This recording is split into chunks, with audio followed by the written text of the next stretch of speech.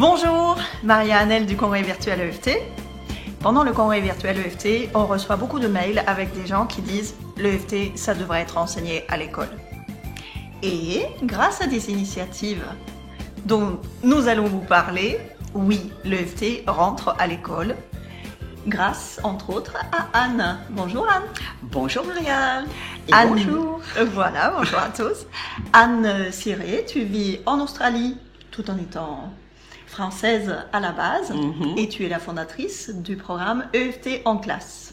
Exact, je porte le projet, je préfère le terme porter. Oui, voilà.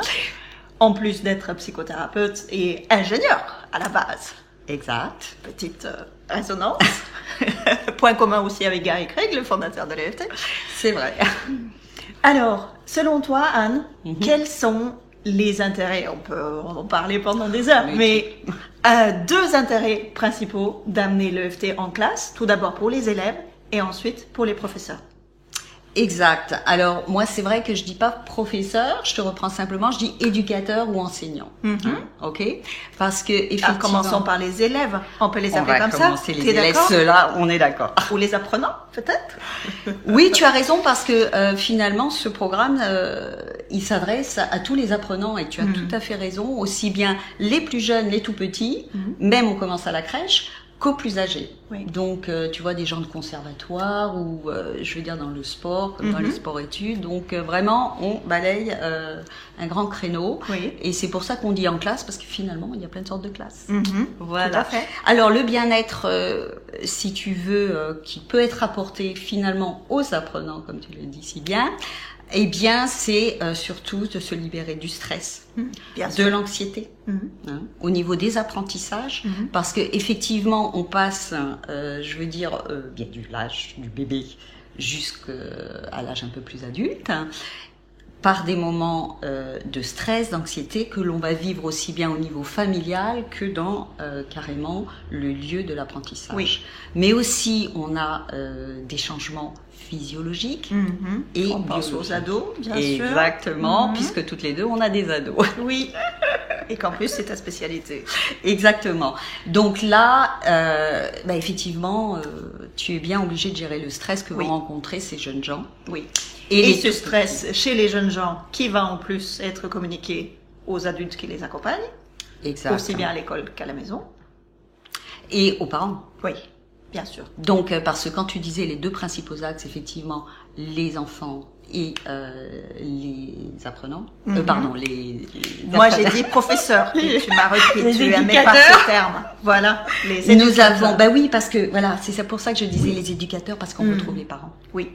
Parce que donc éducateurs regroupe enseignants, autres personnels de l'école, comme en France on les appelle les ATSEM, enfin tout ce qui tourne autour de la puériculture et toutes les personnes qui travaillent avec des enfants. Exact. Et bien sûr les parents ou autres éducateurs.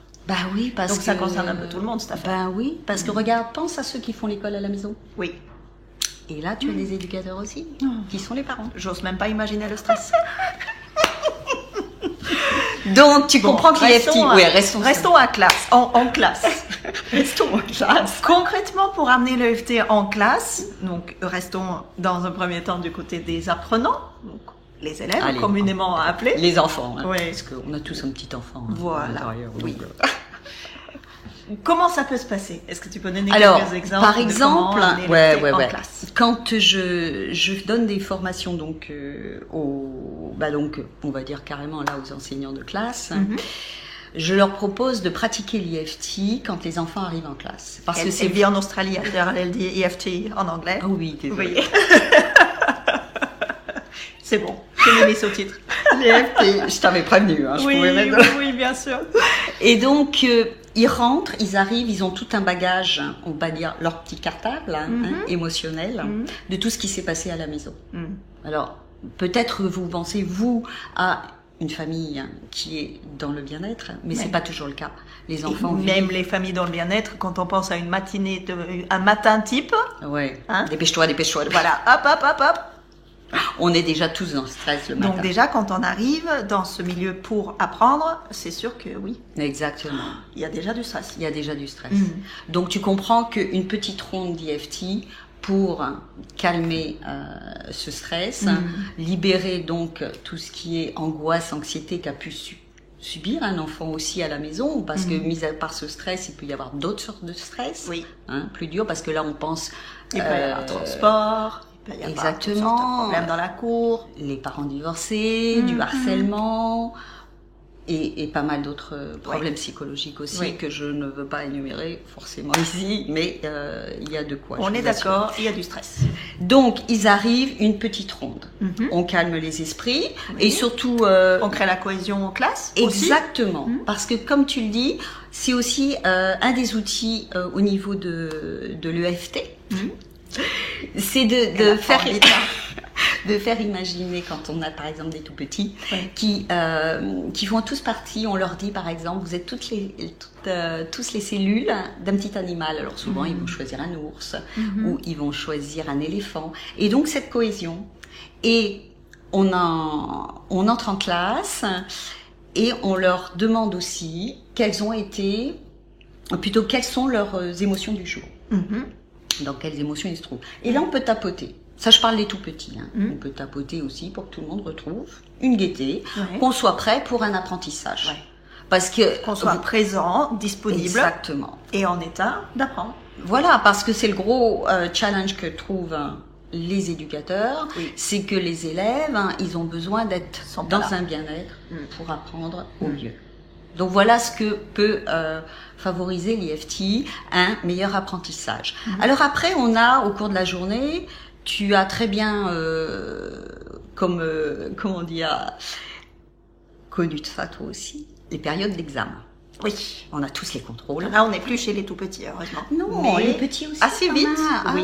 Assez vite, ça arrive.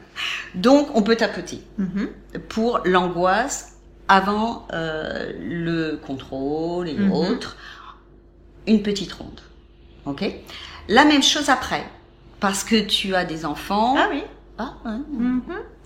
Et j'ai une anecdote pour toi, là, mon dernier passage en Nouvelle-Calédonie, où je suis intervenue donc dans une école, dans une classe de CE1, CE2. Nous avons eu, je veux dire, un retour de l'éducatrice qui a dit qu'un enfant justement avait loupé son petit contrôle. Je ne sais pas comment on l'appelle dans les petites classes de CE1, CE2. Oui, ça doit être des contrôles, Et tout de suite, ils ont dit on va faire une petite ronde que Anne nous a appris. Ah, super. Parce qu'il était... Mais oui, parce que quand on rend les copies, et certains enseignants, là c'est les enseignants, ils les rendent pas forcément avec beaucoup de délicatesse. Non, pas le fameux peut mieux faire. Exactement. Oui. Donc là, tu leur avais enseigné une ronde pour apaiser ça et dire ok, cette fois j'ai pas réussi, mais la prochaine fois. Exactement. Voilà, c'est pas une fatalité en fait. Et c'est pas pour ça que je suis un garçon cool ou je suis une petite fille cool. Ouais, super. Je vous dis cool parce qu'ils adorent. Ah bah oui, bien sûr. Cool. Oui, quand on travaille avec les enfants, c'est pas forcément je m'aime et je m'accepte. C'est ça que je voulais préciser quand même. Petite fille, je suis cool. Ouais.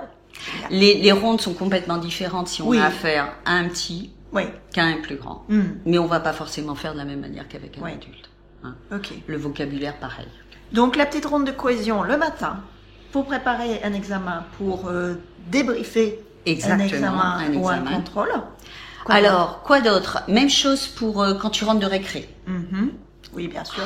Alors là... Arriver à rassembler tout le monde. Ou le lunch. Ou le lunch. Enfin, pardon, le déjeuner. La pause déjeuner. Donc, recohésion. On calme un peu les esprits, ou on remotive parce que la digestion... Oui, et le tapping pour le coup de barre après la digestion, très efficace. À tout âge, pas forcément à l'école. Exact. Après, nous avons la possibilité, ce que l'on appelle la boîte à momo. D'accord. La boîte à momo, je vous explique. C'est la boîte MOTS, MAUX. Ah oui, donc tu fais de l'orthographe en même temps. C'est formidable. C'est une boîte, alors en fonction de l'âge, si c'est petit, ils ont construit une super boîte où on glisse finalement sans écrire son nom. Alors sachez que ça marche aussi pour, je vous entends, même ceux qui n'écrivent pas. Ils font un beau dessin. Ah oui. Ouais. Et là, les enfants mettent leurs problèmes. Donc, on peut faire une ronde sans préciser, donc on n'a pas besoin de savoir d'où ça vient, mais on sait les borrowing bénéfiques, les bénéfices partagés. Donc, on fait une ronde générale. Et là, on apprend à l'institutrice comment communiquer. Ouais, super. Donc, voilà, s'il y a eu un problème particulier. Et les grands, c'est la même chose. Hein. Puis, on a un petit coin aussi, ce qu'on appelle l'EFT pour les tout petits, parce que là, les ados, non, on n'a plus trop ça. Ouais. Oui, il n'y a pas la place souvent, en plus. Ouais, alors, même le petit coin EFT, je ne sais pas si tu as déjà vu ces petites tentes qui se vendent. Ça permet, parce qu'il y a des classes qui ne sont pas très grandes. Oui. Donc, ça permet d'être isolé et les enfants tapotent. D'accord. Nounours avec des petits points, parce qu'on leur apprend, donc... On a un petit nounours avec des points, on a d'autres petites choses qui permettent. Bref, c'est un petit coin où ils peuvent aller, tapoter. Surtout, alors, je voudrais pas quand même trop aborder ça, mais tous les enfants qui ont soit des petits problèmes de comportement et qui ont besoin de s'isoler, de faire une pause. Voilà. Donc avec l'accord de la maîtresse, en général on dit à la maîtresse qu'ils n'ont pas besoin de demander l'autorisation. Elle leur explique et ils y vont. D'accord. Donc ça c'est très utile. Super. Voilà. Et en fin de journée? Et en fin de journée également, parce que, bien entendu, ils vont rentrer chez eux. Alors d'abord, on n'a peut-être pas fait tout ce qu'il fallait dans la journée. On n'a pas fini. Même l'institutrice, là je parle pour les petits. Et assez vite, en France en tout cas, on part avec le cartable chargé avec tout ce qu'il y a à faire pour demain. Exactement. Est-ce que j'ai pas oublié quelque chose? Voilà, le stress de ces enfants, de savoir tout ce qu'ils vont devoir faire, qui rentrent dans des familles, ils vont pas forcément avoir un coin pour eux pour travailler. Oui. Parce que ça, on l'oublie aussi. Il y en a certains qui ont le privilège d'avoir une chambre, mais les autres non. Et puis tous les devoirs, les révisions pour l'examen du lendemain, le contrôle du lendemain. Donc une petite ronde. Plein de facteurs de stress. Voilà. Et alors on inclut aussi quand même pour la situation familiale qu'on peut retrouver de l'autre côté. Je pense à des parents divorcés. Parfois, il y a un enfant, c'est la semaine chez le parent qui n'aime pas trop. Donc voilà, on tapote. Donc voilà à peu près, en gros. D'accord. Une journée type. Comment appliquer le EFT à plusieurs endroits dans la journée. Oui, exactement. Et du côté des éducateurs, alors? Oui, on aborde ça ici. Parce que c'est très important. Bon, on travaille avec l'énergie, si vous ne le savez pas encore. Et c'est alors là, j'interviens avec mon côté ingénieur, parce que comme ça, s'ils ont des doutes. Oui, très bien. Et mon bâton, le stick énergie, pour leur prouver qu'on est qu'énergie. Oui. Alors Maria vous en parlera peut-être un autre jour, je sais pas. Et donc... On peut le montrer. Ah, voilà, Maria va nous le montrer. Vas-y. Alors, tu fais. Hop, et je donne la main de Maria. Waouh! Il y a de l'énergie. Il y a de l'énergie. On passe entre nous. Je peux vous assurer que même les adultes adorent ça dans les formations. C'est vraiment une preuve qu'on a déjà un truc qui circule. Donc vous comprenez bien que quand l'enseignant arrive en classe, qu'il est complètement stressé, parce qu'il a le droit d'être stressé par sa situation familiale lui-même, ou les transports pour venir, la même chose, ou la classe qu'il va retrouver, il n'a pas forcément envie de cette classe. Et ben oui, parce que et comme tout le monde, des fois, il a la chance de cumuler tout ça. Exactement. Donc, il vaut mieux qu'il se calme et qu'il se déstresse avant d'arriver dans sa classe. Parce que on sait très bien, comme on disait au niveau énergétique, si tu arrives déjà perturbé, mais surtout en te disant j'ai pas envie de cette classe ou autre chose, les enfants ils le perçoivent complètement. Oui. Je pense que vous avez la même chose quand vous arrivez au travail. Bien sûr. Je vais retrouver ce collègue-là ou autre, et tout de suite ça se ressent. Oui, tout à fait. Donc l'apprentissage sera pas facilité. Parce que si l'élève sent déjà que l'éducateur est stressé, ou qu'il n'a pas envie d'être ici avec eux. Oui. Donc voilà. Donc ça c'est un point aussi où c'est utile pour l'éducateur. Ok. Après, il va bénéficier, tout comme les apprenants, de tous ces exercices qu'on a cités. Parce que le fait de faire la ronde de cohésion à l'arrivée et après les recrés, ça bénéficie à tout le monde. Et d'ailleurs, j'ai une petite anecdote. Quand on fait par exemple celle de la récréation, on a des petites capsules vidéo d'ailleurs qui le montrent, la maîtresse tapote aussi pour dire, et les enfants lui disent, maîtresse tapotez pour dire que ça vous énerve qu'on soit stressé, qu'on soit perturbé. D'accord. Génial. Oui. Donc il y a vraiment de l'humour. On peut avoir jusqu'à 30 petits agents qui nous rappellent de tapoter. Exactement. Donc, il y a un partage et finalement, il y a une libération de la parole Oui. qui est important. Oui. Et Et ça... aussi le fait d'apprendre le langage Ouais. des émotions, de les identifier et d'en parler. Exactement. Hmm. Et ça, c'est une grande part du programme, la gestion des émotions, mais surtout, on Oui. apprend les émotions. Oui. Parce que finalement, les petits ne le savent pas. Hmm. Contrairement à ce qu'on pense, ils n'ont pas notre savoir. Non, bien sûr. Bon, un ado peut-être plus, mais moi, je vous assure que même les ados, Oui. ils l'ont pas plus. Et quand bien même il aurait, Hmm. encore faut-il le mettre en application et vraiment en parler. Tout à fait. Hmm. Et quand on préparait ce petit entretien, Ouais. tu m'as parlé d'un troisième effet qui se coule. Ah oui, l'effet qui se coule. Hein. Et là, ce sont les parents. Hmm. Alors, pas simplement quand on vous disait l'éducateur parent, c'est que quand les enfants rentrent à la maison, et surtout pour les tout petits, Hmm. alors là, ils veulent à tout prix leur apprendre l'IFT Ah mais oui, aux parents. oui. Et vous avez quand même beaucoup de parents qui sont intéressés par toutes ces thérapies alternatives, si on peut dire, au Mais niveau de je gestion pense que des la émotions. plupart des parents s'intéressent à tout ce qui peut leur faire du bien à eux et à leur progéniture. Et c'est sûr que oui, l'école, c'est quand même un énorme chapitre dans la vie familiale Oui. pour tout le monde. Je pense à certains coups de fil. Oups, c'est l'école qui appelle. Qu'est-ce qui s'est encore passé? Exactement. Ou, je réponds en tapotant. Donc oui, bien sûr, il faut que tous les parents et tous les éducateurs en tout genre puissent avoir cet Tout à outil fait. à portée de main et au bout des doigts. Et en anecdote, je peux t'assurer que même quand je fais des ateliers dans les classes d'ados, donc en lycée, ils rentrent chez eux, Mhm. ils en parlent à leurs parents. Oui. Ce qui m'a surprise la première fois, parce que tu sais que les ados, en général, sont Oui. pas trop... La communication ado-parent, ouais, c'est pas trop. toujours, celui-là. Exactement. Et on a quand même du coup des retours de professeurs qui nous disent « Ah waouh, je voudrais apprendre ça aussi. Il m'en d'accord. a parlé, il était content. Ouais. Et pour les petits aussi. Parce que effectivement, quand on l'apporte dans l'école, pour les tout petits, on est obligé de demander donc l'autorisation aux parents. Mhm. Donc ils en entendent parler aussi, Oui. puisqu'ils doivent signer donc une autorisation. Mhm. Et tout de suite, ils ont aussi envie de venir participer aux Oui. ateliers. Donc c'est bénéfique à tous les niveaux. D'abord, l'enfant rentre plus décontracté, il l'apprend aux parents. Donc, comme tu dis, c'est aussi l'effet qui se coule, mais c'est Oui, l'effet de propagation. oui, tout à fait. Et nous, on a des parents qui nous demandent du coup après d'être formés ou d'un atelier Bien sûr. pour le pratiquer aussi Oui, avec leurs enfants Oui. à la maison. oui. Et c'est vrai que l'usage familial de l'EFT peut s'apprendre très rapidement.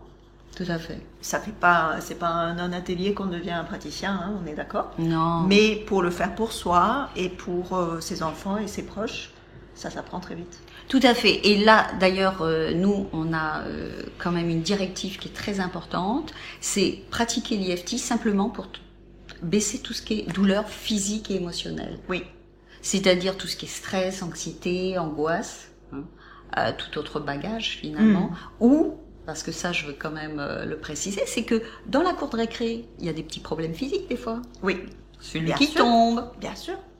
Les les petits bobos. les petites bagarres, on Voilà. se chamaille. Donc, Tu n'es plus ma copine. Oui, donc ça, eh bien ça permet de baisser la douleur. oui. Et les enfants ne demandent pas des explications pendant des heures. Non. Ils n'ont pas besoin d'atelier. Ils eux. n'ont pas besoin. Ils On sont... leur montre une fois et après ils se le font Complètement. entre eux. Ils le ramènent à la maison. Ouais. Et oui, c'est un excellent vecteur. Et donc, vous avez aussi à disposition et qu'on donne finalement aux enseignants, que ce soit pour les tout petits ou les plus grands, des livres. Oui. Parce qu'il commence à y en avoir Oui, chic, de plus en plus en français, oui, et qui peuvent être lus à l'école oui. ou à la maison. Mhm. Je veux Oui, dire, parce que le FT c'est simple comme un jeu d'enfant et c'est très ludique. La Ça baguette se magique. transmet magnifiquement bien. On leur apprend qu'ils ont 2 doigts, que ce sont des magiciens, Oui. comme Pratias le dit. Comme vous dites, voilà, notre Non, on va te oui, montrer notre voilà. magicien de voilà. Le La magicien baguette magique. Et des quand on, enfants avec voilà, l'FT. quand on leur dit que ce sont eux-mêmes des magiciens et qu'ils ont leurs 2 doigts pour être une baguette magique, donc c'est pour ça quand ils J'imagine arrivent à la qu'ils ont maison, oreille, oui. ils disent on est magicien, maman. Et Ou maman, papa, on va créer de la magie aujourd'hui. Ouais. Voilà en gros. Ouais. Parce que bien le programme, ça serait beaucoup plus long à t'expliquer. Hein. Il y a Bien des sûr. formations de plusieurs Mais jours. ça montre déjà quelques portes d'entrée Voilà. pour amener l'EFT en classe. Et que c'est tout à fait faisable et que déjà à travers le monde, il y a beaucoup d'écoles qui le mettent en pratique. Oui. Je veux dire que moi-même, je me suis formée spécialement pour tout ce qui est en classe avec le docteur Rita Stapleton, qui est donc chercheuse à l'université de la Bond University en Australie, qui vraiment fait ses recherches Oui. pour... Et il commence à exister des recherches scientifiques, Ah, aussi des complètement. études Ouais. sur les résultats. Je pense à cette expérience en Amérique du Sud aussi, où on a vraiment mesuré beaucoup de détente, beaucoup de disponibilité en classe, juste avec les petites rondes du matin, il me semble, dans cette expérience-là. Ouais. Donc, c'est vrai, l'EFT devrait être enseigné à l'école. Et T'es d'accord? il est enseigné. Et ça arrive. Ça arrive de plus en plus en Oui. France. Et c'est très bien. Oui, De la même façon que la méditation, ou du yoga, oui, ou la d'autres, sophrologie. voilà. Oui, Et donc, mais l'avantage quand même, moi je tiens à le préciser dans l'EFT, c'est qu'on retrouve un petit tout ça. oui. Parce Et que- c'est aussi ouais. le grand avantage, l'autonomie. Alors oui, c'est que c'est vrai, j'avais oublié de préciser ça, c'est que par rapport quand même aux autres outils, c'est facile à apprendre, Oui, c'est ludique et je vous assure que moi quand je fais mes ateliers, je le fais toujours avec beaucoup d'humour, les enfants adorent ça, oui, mais ils l'emmènent avec eux. oui. Ils n'ont pas besoin d'adultes. Il l'emporte partout. Voilà, ils le font partout. Et ça, c'est cet avantage quand même. Ils deviennent autonomes. Oui. Ils ont un outil pour eux. Mm. Ça ne coûte rien. Et c'est ludique. Merci Anne pour ces clés. Bah, c'est avec moi qui te remercie, Maria. Et bien sûr, vous pouvez aussi découvrir et redécouvrir, approfondir l'EFT à travers le congrès virtuel EFT. C'est une fois par an, et c'est maintenant. Alors profitez-en. Oui. Et c'est bien que tu fasses ça, Maria, parce que ça demande à être propagé. Oui, Et je crois que grâce à toi, déjà... c'est le but. Qu'est-ce que tu dirais à quelqu'un qui hésite à faire de l'EFT? Waouh, quelle question. Moi, qui hésite, on n'a pas besoin d'y croire, comme disait Carrie Greg, pour essayer. Ça vous fera pas de Try mal. it and everything. Exactement, Essayez-le. mais ce qui est vrai. Ce qui est Faites-le. vrai. Ouais, Ouais. complètement. Donc, je vous conseille, essayez pour ceux qui n'ont pas encore essayé. C'est simple, ludique, facile. C'est ça. Ça s'emmène partout. Alors, Rien pourquoi de s'en pas priver? Merci Anne. On se C'est moi retrouve qui au te congrès. remercie. Et je vous dis encore aussi, Merci à tous. au revoir.